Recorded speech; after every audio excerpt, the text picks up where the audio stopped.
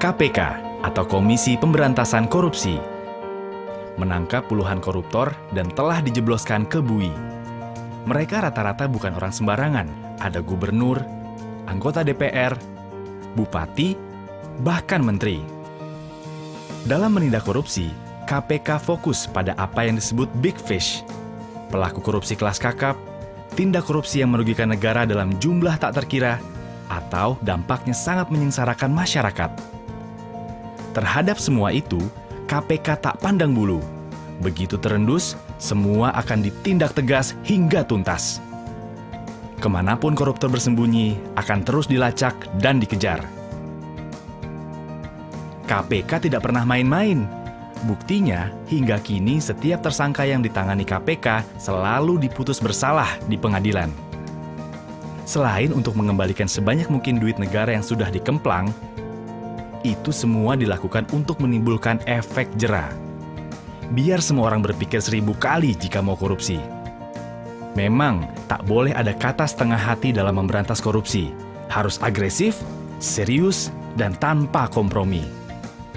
Alasannya, karena korupsi sudah sedemikian parah merusaknya. Dan kita semua adalah korban korupsi. Tengok saja kanan kirimu. Masih banyak anak putus sekolah akibat tingginya biaya pendidikan.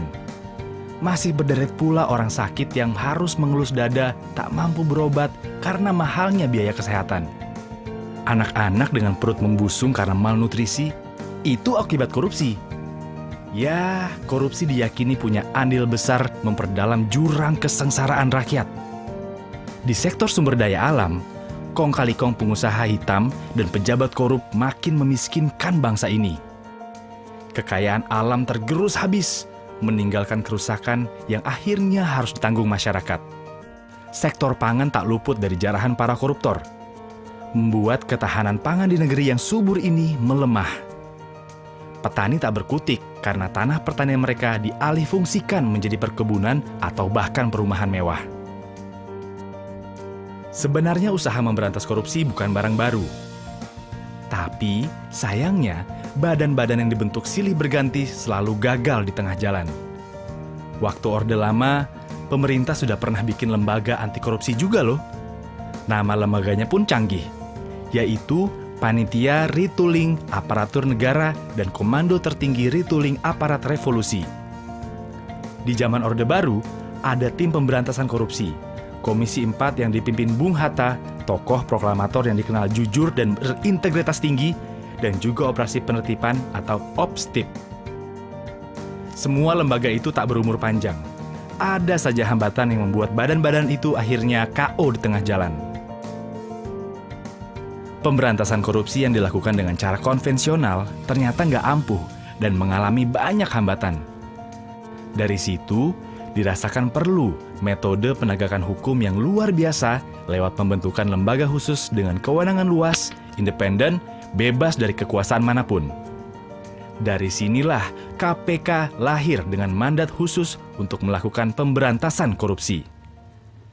Dengan sejumlah kewenangan yang dimiliki, KPK diamanatkan untuk menuntaskan 5 tugas besar, yaitu melakukan koordinasi, supervisi, monitor, penindakan, dan pencegahan.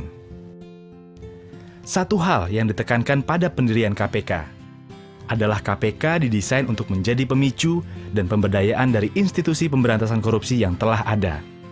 Istilah kerennya, trigger mechanism. Korupsi tidak bisa dibasmi cuma dengan menangkapi para koruptor.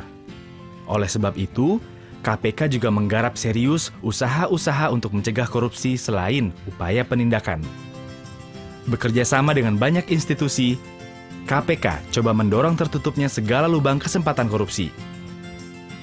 Sudah banyak sekali sistem administrasi dan layanan publik yang dikaji oleh KPK untuk diperbaiki saat ditemukan kelemahan.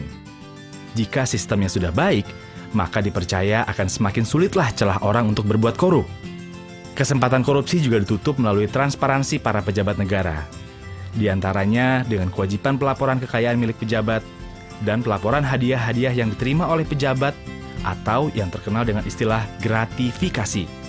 Sehingga korupsi bisa dideteksi dan dicegah sejak awal. Cara lainnya adalah dengan mengikis niat untuk korupsi.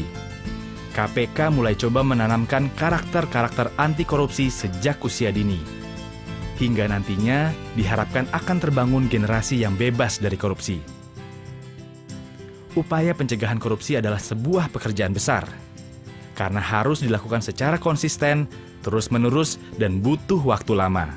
Namun, ini adalah investasi masa depan untuk mewujudkan Indonesia yang lebih baik. KPK nggak bisa sendirian membuat Indonesia jadi bersih. Perlu usaha bersama demi membentuk bangsa yang punya karakter kuat dan bersih.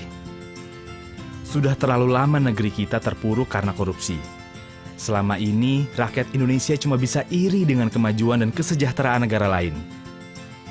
Kita tahu, Indonesia yang maju dan sejahtera cuma bisa diwujudkan kalau pemerintahan dan birokrasi bersih serta melayani.